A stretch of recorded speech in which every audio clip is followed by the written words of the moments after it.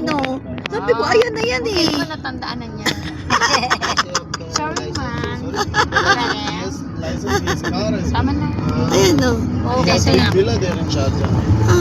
Sabi ko na eh. Ayan yung pala yan. Ayan o, yung ganda. Sa ating bawal yun eh. Yan, ang building. Sa ating bawal yun.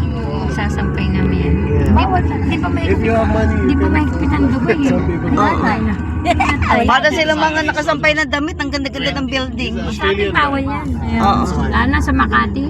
Ako, may fine ka. Now I'm going inside.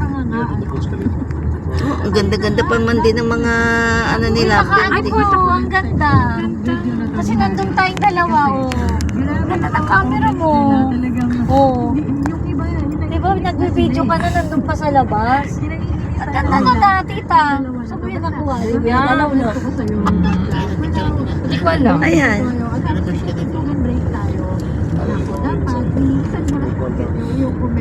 Tupa. Sir, they recording it. MR na naman. Siyempre, kanya yan eh. MR. Ano yung MR? Pangalan ng building. Ah. Check mo nga ba yung MRS Indian ba or Wala nga. Saan ko yung charge? the owner? Ikaw kaya, Melo? Wala naman akong ano. Inuutusan mo lang ako. May load siya eh. Siya may data eh. Hindi naman ako sa akin. Ayan o, dyan tayo nagpunta kagabi sa Dubai mo ng laylay ng nilakaran. Oo. Ito, ang lapit niya. Saan?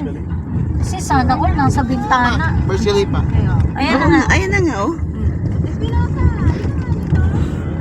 Wag ka man mapipicture. Pag multay, dalawa luto.